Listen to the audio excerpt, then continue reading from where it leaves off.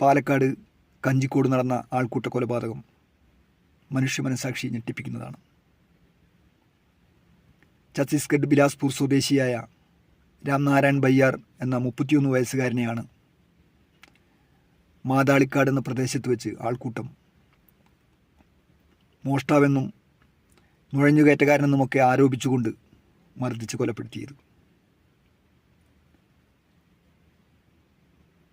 അയാൾ ബംഗ്ലാദേശിയാണെന്നാണ് ഈ ആൾക്കൂട്ടം ആരോപിച്ചത്. എന്താണ്, ബംഗ്ലാദേശി മനുഷ്യനല്ലേ? എങ്ങനെയാണ് ഒരു മനുഷ്യനെ യാതൊരു കാരണവും കൂടാതെ കൊലപ്പെടുത്താൻ കഴിയുന്നത്? എന്ത് പ്രത്യയശാസ്ത്രമാണ് അവരെ അതിന് പ്രചോദിപ്പിച്ചത്? മനുഷ്യരെ ജാതിയുടെയും മതത്തിൻ്റെയും നിറത്തിൻ്റെയും വർഗത്തിൻ്റെയും വർണ്ണത്തിൻ്റെയും ഭാഷയുടെയും പേരിൽ പല തട്ടിൽ നിർത്തിക്കൊണ്ട് അവർക്കിടയിൽ മതിലുകൾ കെട്ടുന്ന ഈ പ്രത്യയശാസ്ത്രം, അതിനെതിരെ ജനങ്ങൾ ഒരേ മനസ്സോടുകൂടി അണിനിരക്കേണ്ട കാലം അതിക്രമിച്ചിരിക്കുന്നു.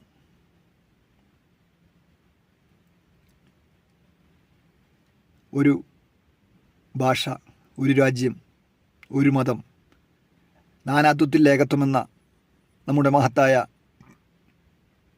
ഇന്ത്യയുടെ പൈതൃകത്തെ ഇല്ലായ്മ ചെയ്യുന്ന ഫാസിസ്റ്റ് പ്രത്യയശാസ്ത്രം തന്നെയാണ് അവരെ അതിന് പ്രേരിപ്പിക്കുന്ന ഘടകം.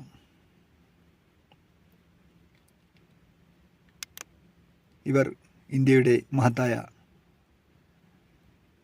സംസ്കാരത്തെ തിരിച്ചറിയാതെ പോകുന്നവരാണ്. യസ്തു സർവാണി ഭൂതാനി ആത്മന്യവാനു പശ്യതി സർവഭൂതേഷു ചാത്മനം താതോന വിജുഗുപ്സത്തെ.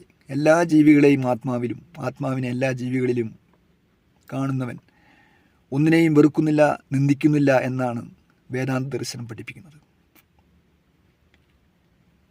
എന്നാൽ മതത്തിൽ നിന്നും വളരെ അകന്നുപോയ ഫാസിസ്റ്റ് പ്രത്യയശാസ്ത്രത്തിൻ്റെ വക്താക്കൾ ഈ വേദാന്ത ദർശനം ഒരാവർത്തി മനനം ചെയ്യാൻ തയ്യാറാവുമോ? വാസുദൈവ കുടുംബകം, ലോകം തന്നെ കുടുംബം എന്ന ആശയം ലോകത്തിന് സമ്മാനിച്ച നമ്മുടെ പൈതൃകം ഇവർ ഒരിക്കലും തിരിച്ചറിയാതെ പോകുന്നതും അതുതന്നെയാണ്.